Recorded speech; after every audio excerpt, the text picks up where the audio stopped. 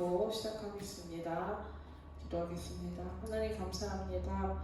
오늘 하나님 앞에 예배하고자 이 자리에 모였습니다. 우리 코로나로 인해서 만나지 못하지만 이 영상을 통해서라도 하나님의 사랑과 하나님의 메시지가 전달될 수 있게 하여 주시옵소서. 또한 찬양으로 반주로 섬기고 있습니다. 하나님 마음에 위로함을 주시고 힘을 주셔서 기쁨 가운데 하나님 예배하고 섬길 수 있도록 도와주시옵소서. 또한 모든 교회들을 기억하여 주시고 예배하는 일을 찾는다 하셨습니다. 우리 심중 가운데 거하여 주시고 함께하여 주시기 원하며 예수님의 이름으로 기도드렸습니다. 아멘. 네. 우리 축복의 통로 찬양 드리겠습니다.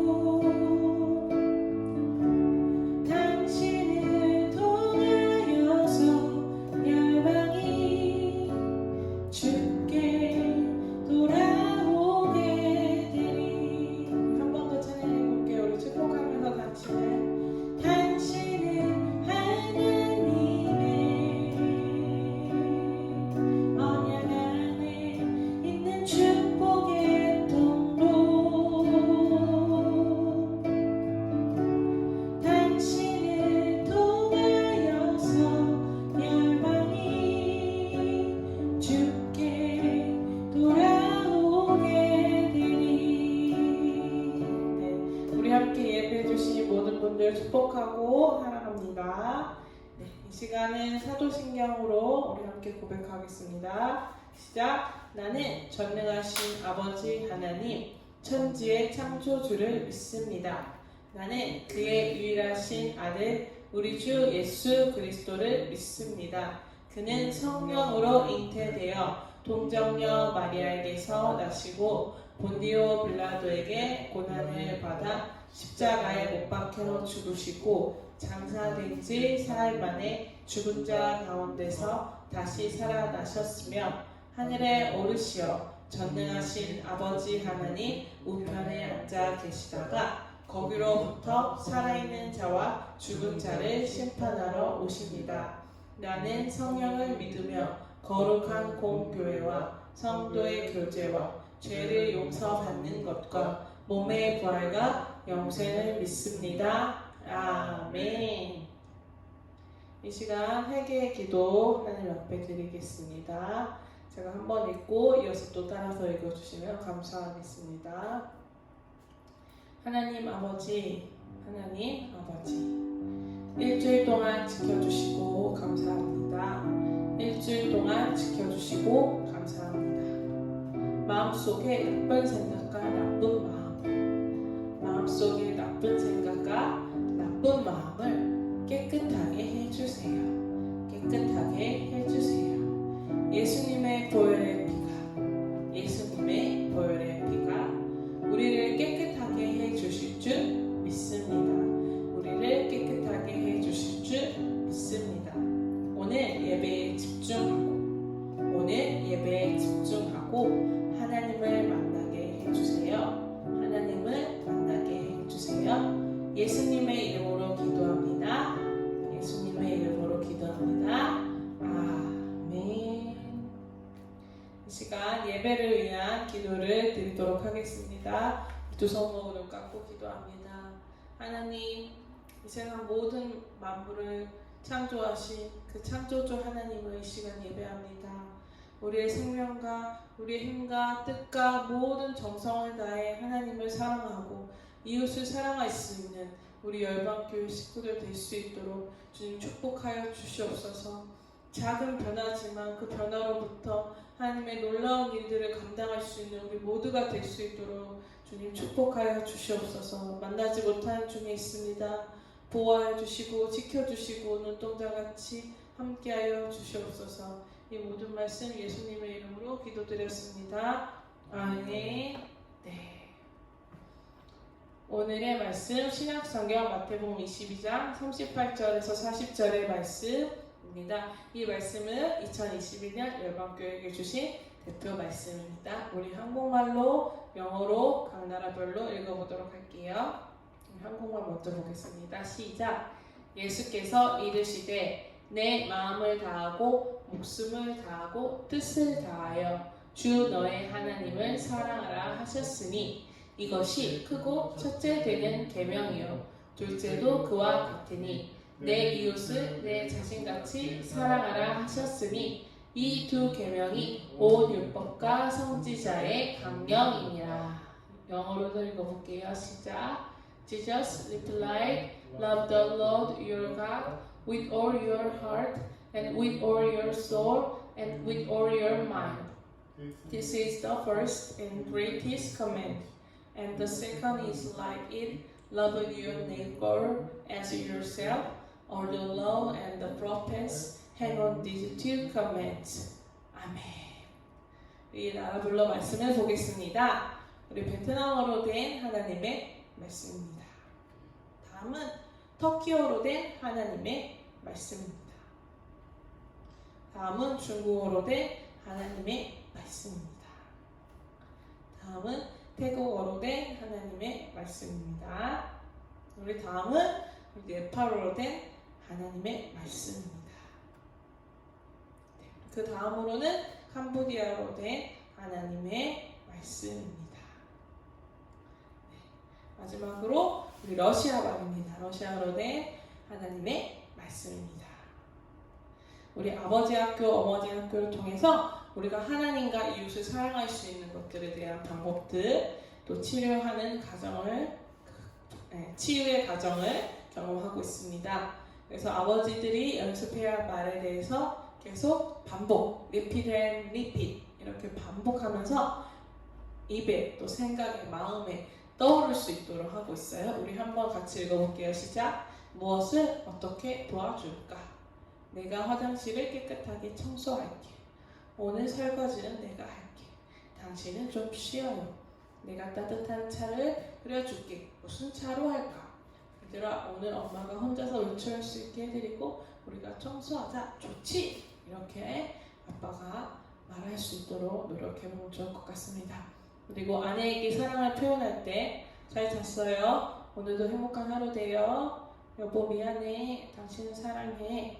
여보 오늘 하루 수고했어. 힘들지? 당신은 하나님이 나에게 주신 최고의 선물이야. 우리 아이가 당신을 닮아서 그렇게 정리정돈을 잘하나 봐. 이렇게 표현을 해주면 좋을 것 같아요. 우리 열방교회 외국인 분들도 우리 전화로라도 영상통화로 바이버로 이렇게 보면서 고백해주면 참 좋을 것 같습니다. 그래서 아내가 또 듣고 싶은 말들이 구체적으로 여러 가지가 있습니다. 당신 오늘 예쁜데? 오늘 음식 정말 맛있네. 어디서 이런 걸 다 배웠어. 기가 막히게 맛있네. 오늘 외식할까? 너무 힘들었지? 당신 없었으면 나 아무것도 못했을 거야. 내가 장가 하나 잘 들었지. 당신 먹고 싶은 거 없어? 다 당신 덕분이야. 참 복 많은 남자인가 봐. 고마워 여보. 사랑해. 이렇게 말이라도 표현을 하다 보면 점점 감정도 실려지고 표현하는 폭들이 더 넓어지실 거라 생각합니다. 조금 어렵고 쑥스럽더라도 영상 보면서 따라해 보셨으면 좋겠습니다.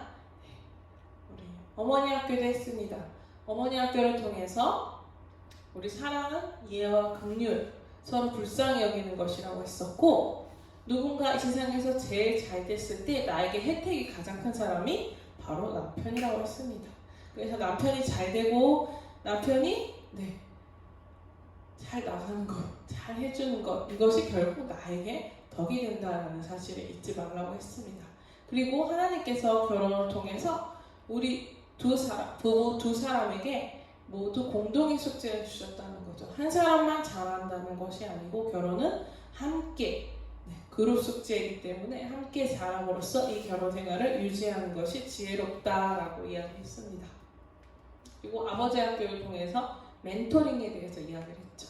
바로 멘토링이라는 것은 아버지를 닮게 되는 것들, 아들로부터 또 손자에게까지도 전해지는, 그러면서 그것이 점점 그 가문 대대로 영향력을 끼치는 것을 말하고 있습니다. 아버지의 영향력은 결속하는 것, 가족을 하나로 만들고 또 사랑해주는 것, 또 인도해준다는 건 가르쳐주고 이끌어준다는 거죠. 그리고 파송하는 것은 독립적인 한 사람의 성인으로서 또 다른 가정을 꾸릴 수 있도록 또 파송시켜주는 것이 아버지의 영향력이자 멘토링이라고 했습니다. 그래서 지난 시간 우리 아버지는 어떤 사람인가 한번 떠올려 보기로 했었는데 이제 오늘 이 시간에 이어서 좀 추가적으로 이 부분에 대해서 말씀을 나누도록 하겠습니다. 그 전에 지난주에 했었던 어머니 학교의 내용입니다. 우리 모두는 완벽할 수 없고 우리 자녀 또한 마찬가지입니다. 우리가 완벽하지 않고 실수가 많다는 것은 하나님께서 이미 다 알고 계신다는 거죠. 그래서 아이들에게 있는 부족함 또 결핍들이 아이를 성장시키고 아이의 폭을 넓혀준다고 했습니다. 그래서 이제는 공부만 잘하고 능력 있는 시대가 아니고 그러면서도 사람들과 잘 교류하고 감사할 수 있는 인성을 가진 아이가 중요합니다. 그래서 지금 TV나 연예인들도 보면은 옛날에는 노래만 잘하고 연기만 잘하면 됐는데 요즘에는 인성이라고 해서 사람들을 대하는 태도라든지 사회성까지도 중요하게 사람들이 많이 보고 있습니다. 그래서 오늘 이제 아버지 학교 아까 말씀드린 것처럼 내 속에 있는 내 아버지가 어떤 분인지 어떻게 해야 될지에 대해서 이제 말씀을 나눌 거예요. 두 명의 사람이 있었습니다. 첫 번째 사람은 에드워드, 두 번째 사람은 맥스 조크라는 사람이었어요. 이 사람들은 비슷한 동시대에 비슷한 특징을 가지고 있었는데요. 다른 점이라고 하면 에드워드는 자기 인생에 대한 목표를 세우고 무려 70가지 정도의 계획을 실천했다고 합니다. 그리고 맥스 조크는 어차피 나만 살다가 가니까 이 세상 마음대로 살고 가자 해서 아주 자유로운 방탕한 삶을 살았다고 합니다. 이 사람들의 후손들의 어떤 변화가 있었을까요? 이제 명수는 이렇게 되어 있는데 이 조나단 에드워드의 후손들은 엄청나게 이제 사회적으로 또 성공한 사람들이 많이 있다고 합니다. 여기 보면 변호사가 100명이나 있고 목사가 100명, 의사가 60명, 대학 교수 65명. 물론 이렇게 세상적으로 기준을 가지고 있는 것이 중요한 건 아니지만 그 아버지의 영향력이 이 대대손손 전해져서 그 또한 그 자녀들에게 또 손자들에게 영향을 미쳐서 그 삶을 더 계획적이고 또 성공하는 삶으로 이끌어갈 수 있게 도와줬다는 사실들을 증명하고 있습니다. 그래서 어떤 유형의 아버지가 어떤 역할을 하고 또 자녀에게 어떠한 영향력을 끼치는 데에서 오늘 좀 말씀을 다시 한번 나눠보도록 하겠습니다. 첫 번째는 성취지상주의형입니다. 이런 유형의 아버지들은 성공, 성취, 또 외모를 중요시합니다. 그래서 어떤 말을 많이 하냐면 너 옷이 왜 그러냐? 이렇게 옷에 대한 지적을 많이 하고 남자가 이러면 안 되지, 여자가 이러면 안 되지 이렇게 어떠한 남자, 여자에 대해서는 특별히 자기가 강조한다든지 또는 성적이라든지 대학교라든지 이렇게 공부에 대해서 어떤 성취에 대해서 중요시하는 모습들을 볼 수 있습니다. 특별히 이런 성취지상주의형의 아버님들은 어떻게 해요? 무조건 해, 되게 만들어, 노력해봐라 이렇게 말을 많이 한다고 해요. 그래서 자식이 10등 했어요 아빠 저 열심히 했죠 그러면 잘했어 이렇게 하는 것이 아니라 그 봐 너 할 수 있잖아 다음에 5등 해봐 이렇게 하고 또 5등을 해서 아빠에게 칭찬받고 싶어서 가면 어떻게 해요? 그 봐 이제 1등 할 수 있어 라고 칭찬보다는 더 많은 성취를 이룰 수 있도록 자극을 주는 성격을 갖고 있습니다. 그래서 자녀들에게는 잔인하고 정이 없는 그런 아버지라고 느낄 수가 있어요. 그리고 숨막히게 하고 나에게 압박감을 주고 항상 무언가를 해야만 하고 그 결과를 중요시하는 그 아버지 밑에서 자녀들은 힘들게 자랄 수밖에 없겠죠. 그래서 이런 아버지 밑에서 오히려 자살률이 높다고 합니다. 그리고 이 자살률은 공부를 안 하고 못하는 집단에 많은 게 아니고 아주 상위에 있는 공부를 잘하는 친구들이 오히려 자살을 많이 한다고 해요. 그만큼 그 공부에 대한 압박감이라든지 스트레스가 높기 때문이라는 것을 알 수 있습니다. 그래서 이 아버지 밑에서 자란 아이들의 부정적인 모습은 우울증이라든지 자살을 하는 경우도 있다고 합니다. 하지만 긍정적인 경우는 앞에서 말씀드린 그 아버지의 모습처럼 자녀도 성공을 이루면서 성취를 하면서 능력 있는 삶을 살아갈 수 있다고 합니다. 여러분의 부모님 중에 혹시 이렇게 성취지상주의형이 있었는지 생각해 보시고 또 이 아버지로부터 받은 장점과 단점이 있다는 사실 여러분들이 기억했으면 좋겠습니다. 다음으로는 시한폭탄형 아버지입니다. 여기 보면 불안, 위험, 분노 이러한 것들을 보여주고 있어요. 어때요? 불안하고 분노한다는 사람이 내 옆에 있으면 쉽지 않겠죠? 그래서 화를 잘 냅니다. 본인도 불안하지만 그 불안을 또 자녀에게 주기도 하죠. 그래서 자녀들은 어떤 생각을 하냐면 차라리 없었으면 좋았을 걸 이러한 생각을 하게 되고 절망감을 많이 느낀다고 합니다. 그래서 부정적으로 이 영향을 받은 자녀들은 사이코패스로 자랄 수 있다고 하고요. 긍정적으로 자란 자녀들은 눈치가 빠르죠. 아빠가 언제 화낼지 언제 소리 지를지 모르니까 눈치를 보면서 몸을 사리기 때문에 대인관계를 잘하고 사업 수완이 좋습니다. 그래서 이런 어려움을 극복해서 또 잘 살고 잘 성취해 나가는 친구도 있다고 합니다. 앞에서 또 사이코패스라는 말이 나왔는데 어떤 건지 잠깐만 설명을 드리려면 특징적으로는 자신의 감정과 고통에는 매우 예민한데 타인에 대해서는 공감을 할 수 없는 그런 특징을 보일 수 있습니다. 그래서 다른 사람과 정서적으로 유대감을 맺지 못하고 과대 망상을 해요. 그렇기 때문에 자기가 하고 싶은 것을 위해서 거짓말, 속임수 등을 하고 충동적인 행동을 보이고 또 죄의식이 없습니다. 그래서 사람을 죽이거나 동물을 죽이고 나서도 죄책감을 갖지 않는 그런 특징을 보인다고 합니다. 다음으로는 수동형 아버지인데요. 바로 가족과 일이 이렇게 양립이 되어 있죠. 이렇게 찢어져 있죠. 이 모습을 보면 뭐라 할 수 있을까요? 바로 이 수동형 아버지는 일을 우선시해요. 집에 있으면 유리벽이 하나 있는 것 같아요. 자녀와 거리감이 항상 있고 자녀에게 대해 어떻게 보면 존재감이 나타나지 않을 수 있죠.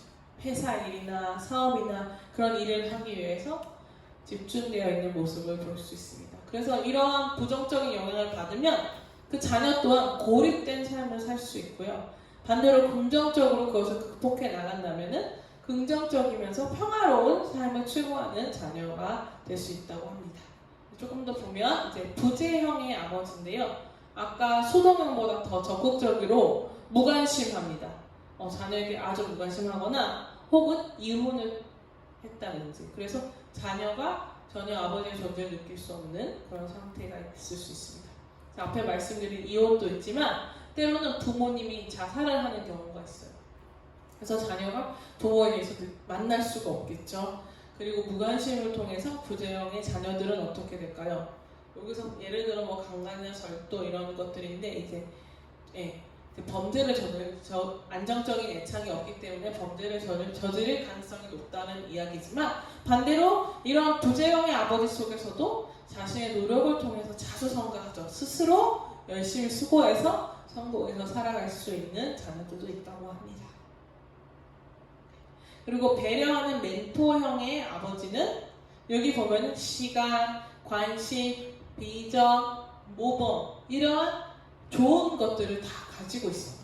하지만 이런 좋은 아버지 밑에서도 소수의 부정적인 영향을 갖게 되는 친구들이 있는데요. 그런 아이들은 이제 아버지가 너무 슈퍼맨이죠. 너무 다 잘해주고 관심도 많고 이렇게 하기 때문에 그것이 부담이 될 수 있고 또 그 자녀에게는 그게 과잉적으로 느껴질 수 있다고 합니다. 그런 경우에도 이제 문제가 될 수 있다고는 합니다. 하지만 대다수가 이제 멘토형의 아버지를 통해서 성장하고 또 잘 성장하는 경우들이 많다고 합니다. 조금 더 세밀하게 보도록 하겠습니다. 양육 과정에서 나타나는 부모의 성격별 장단점입니다. 여기 보시면 원칙형 부모님이 있어요. 이런 부모님은 장점이 뭐예요? 도덕적인 모델이 되려 하고 체계적, 분석적이에요. 그리고 자기 발전 위해 노력합니다. 하지만 단점으로는 잘못한 거에 지나치게 초점을 맞추고 자기 기준만 강요할 수 있고 분노를 표현하지 못하게 할 수 있습니다. 이러한 모습들을 보일 수 있고요. 조력자형의 부모는 어떨까요? 지지 않고 격려해주고 정서적이면서 공감적이에요. 그리고 아이의 재능을 잘 이끌어내요. 하지만 그것이 자기만의 방식으로 하려고 하고 또 내가 이렇게 너한테 필요한 존재라는 것을 반대로 어필할 수 있고 또 아이가 스스로 할 수 있는 것까지도 과잉적으로 자기가 하려고 든다든지 과잉보호하는 모습을 볼 수도 있다고 합니다. 성취형의 부모는요, 자기 확신과 책임감이 있습니다. 그리고 목표 지향적이고 자신과 가족의 성장을 추구하지만 행동을 느낌이나 감정은 많이 배제하고 행동에 중점을 두고 있습니다. 그리고 또 실패를 하지 않으려고 너무 애쓰고 외부에 보여지는 것에 너무 신경 씁니다. 아까 성취 지향적인 아버지의 모습과 비슷하죠. 낭만형은 어떨까요? 아이가 잘 놀아줘요. 열정, 창조성, 동정심이 있고 아이를 보는 직관적인 능력이 있지만 감정 기복이 있을 수 있어요. 또한 다른 사람들을 질투하고 시기하면서 자기가 특별하고 중심에 있기를 원할 수 있다고 합니다. 관찰형의 부모는 어떨까요? 합리적이고 객관적이고 침착해요. 독립성이 있으면서 종합적이고 창의적인데 아이와의 상호작용에 있어서는 수동적이면서 비적극적일 수 있다고 합니다. 그리고 생각하고 머리로만 하기 때문에 행동력이 떨어지는 부모일 수 있다고 합니다. 우리 안전형 부모는 믿을 수 있고 충실함을 잘 참아줍니다. 약자를 보호하고 합리적으로 갈등을 조정합니다. 하지만 위험이라든지 안전하지 않은 거에 대한 과민할 수 있고 의심이 많습니다. 그래서 일 같은 것들이 천천히 되고 또한 냉소적인 모습 또한 볼 수 있다고 합니다. 낙관형의 부모는 어떨까요? 명쾌합니다. 다양한 가능성을 생각하고 평등주의자이고 서로를 연결하는 능력이 있다고 합니다. 하지만 단점으로는 너무 변화를 자주 추구할 수 있고 어려운 문제는 안 해요. 회피하는 모습, 또 타인에게 관심이 없습니다.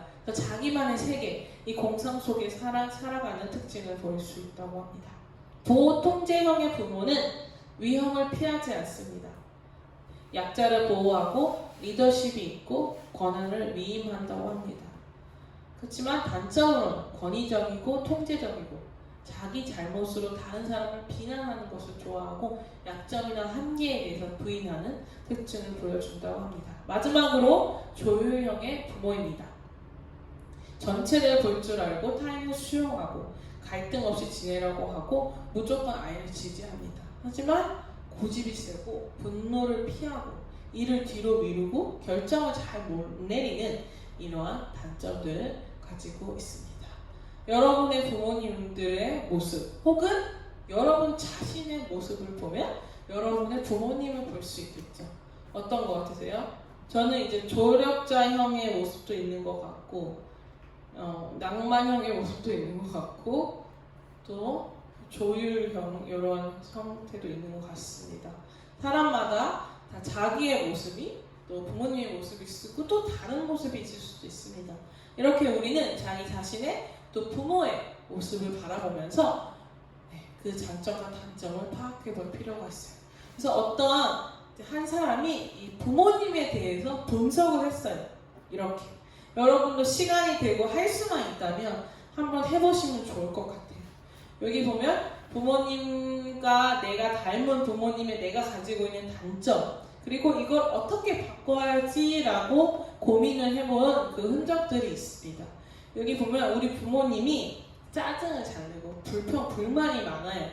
이런 부모님의 성격을 보면서 나는 어떻게 바꿀까? 지금 우리는 이렇게 바꾸는 거에 좀 더 초점을 주면 좋을 것 같아요. 바꾸는 것에 짜증내는 습관을 버리고 마음을 잘 컨트롤해야겠다. 그리고 타인이 상처받을 말을 하지 않도록 조심한다. 구체적으로 자기가 행동을 해보는 거죠. 또 부모님이 잔소리가 너무 많았어요. 그러면 내가 어떻게 해요? 나는 어떻게 할까? 아집을 버리고 사람마다 처한 입장이 다 다름을 내가 이해하자, 수용하자. 그리고 타인을 그대로 인정하면서 도움이 되지 않는다면 잔소리를 하지 말자. 이러한 자신만의 노력을 해본다는 거예요. 그리고 부모님이 조금 배타적이고 고립적인 성격이셨던 것 같아요. 그렇기 때문에 나는 자만심과 두려움을 버리고 편안한 마음으로 다른 사람과 교류할 수 있도록 노력해야겠다라고 이렇게 생각을 했더라고요. 또 우리 부모님은 좀 게을렀던 것 같아. 무기력했던 모습이 많아. 그렇다면 나는 조금 더 현재에 집중하면서 부지런하게 충실하게 하루하루를 살아가야지라고 다짐해봤다고 합니다. 또 조금 더 보면 주체성이 부족한 부모님의 그 모습이 나에게 있어요. 남의 눈을 많이 의식하는 것 같아요. 내가 그러한 모습들이 보기 좋지 않다면 내가 나의 삶이 주인이 나구나 라는 것을 주체적으로 판단하고 의식하면서 적극적으로 살아야겠다라고 이 사람은 생각하고 또 노력을 해봤습니다. 그리고 의존적인 성격이 우리 부모님에게 있었는데 그게 나에게 멘토링이 되고 전해졌다면 나는 남의 탓을 하지 말고 내가 부족했던 모습이 무엇인지 스스로 반성해 보면서 나를 수용하고 사랑해야겠다라고 이분은 노력했다고 합니다. 이렇게 여러 가지 여러분들도 해볼 수 있을 거예요. 부모님이 나쁘다는 게 아니고 내가 다 나쁘다는 것이 아니고 우리 모두는 다 장점과 단점을 갖고 있기 때문에 내가 어떤 사람이고 어떤 것이 부족한지를 알아야 내가 어떤 배우자를 만나고 또 어떻게 자녀를 양육해야 될지 생각해 볼 수 있기 때문에 여러분들이 시간이 되시는 분들은 한번 이렇게 적어보고 또 고민해보고 해보시면 좋을 것 같습니다. 네, 이제 말씀을 정리할 건데요. 내 안에 아버지를 돌아본다는 것, 그것은 바로 우리의 과거를 잘 정리하는 행위랑 똑같다고 합니다. 여러분이 지금 현재를 살고 있지만 여러분의 이 현재가 누군가에게 미래가 되고 또 미래가 된다는 사실을 여러분들이 기억하셨으면 좋겠습니다. 여러분으로부터 시작한 이 믿음의 가문들이 계속 이어질 수 있기를 축복해 드리고 싶습니다. 마지막으로 심리학에서 이런 이야기를 합니다. 아버지는 거울이다. 그래서 여러분 부모님이 여러분을 양육하고 교육하는 데 있어서 우리 태교라고 하죠.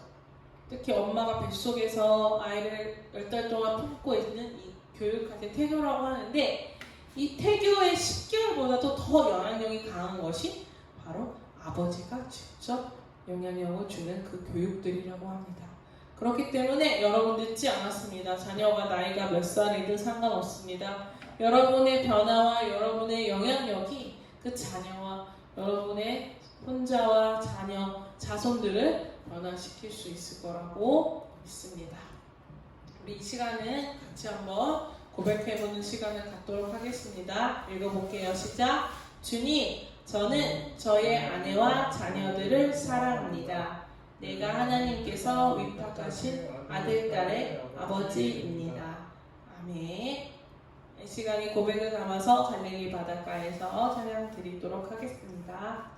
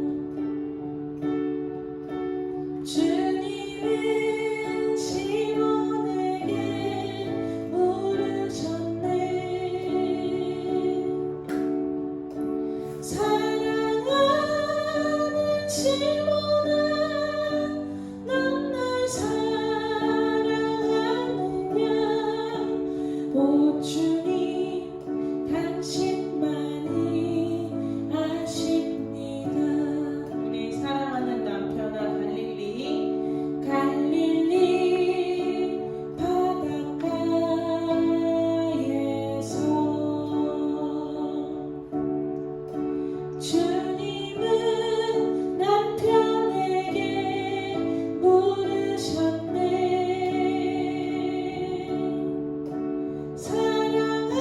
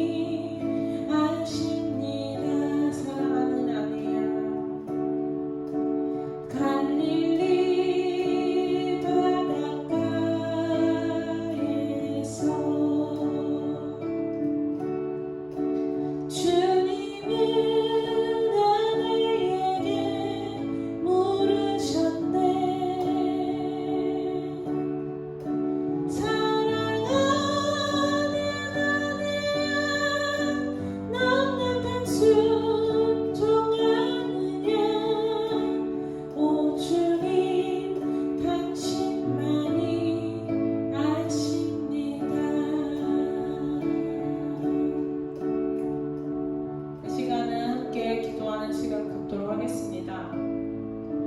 하나님 아버지, 우리의 영향력이 분명 누군가에게 전해지고 있습니다. 우리의 그 믿음의 영향력이 우리 자녀의, 또 우리 손자의, 우리 가문의, 우리 나라에게 전해질 것입니다. 여러분이 돌아가는 그 고향 땅에서도 여러분이 배우고 생각한 그 노력들이 전달되어질 것입니다.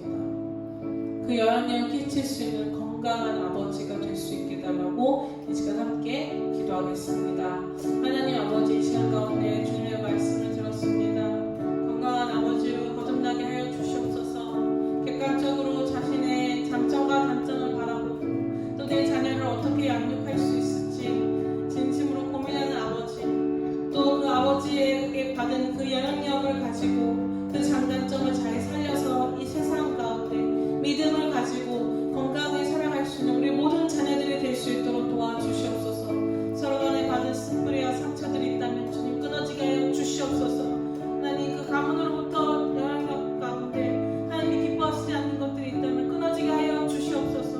하나님께서 이 자녀들을, 이 아버지들을 이끌어주시고 보호하여 주셔서 하나님이 기뻐하시는 일을 감당할 수 있는 하나님의 준비된 일꾼들이 될 수 있도록 지금 축복하여 주시옵소서. 감사드리며 예수님의 이름으로 기도드렸습니다. 아멘. 이 시간은 구호 외치도록 하겠습니다. 우리 우선 준비하시고요. 시작! 열방을 복음으로 섬기라. 이 시간 주기도문 하심으로 오늘 예배를 마치도록 하겠습니다. 시작! 하늘에 계신 우리 아버지, 아버지의 이름을 거룩하게 하시며 아버지의 나라가 오게 하시며 아버지의 뜻이 하늘에서와 같이 땅에서도 이루어지게 하소서. 오늘 우리에게 일용할 양식을 주시고 우리가 우리에게 잘못한 사람을 용서하여 준 것 같이 우리 죄를 용서하여 주시고 우리를 시험에 빠지지 않게 하시고 악에서 구하소서. 나라와 권능과 영광이 영원히 아버지의 것입니다. 아멘. 감사합니다. 오늘 함께 예배해 주셔서 감사드리고요. 모두 건강한 모습으로 또 영상을 통해 뵙도록 하겠습니다. 감사합니다.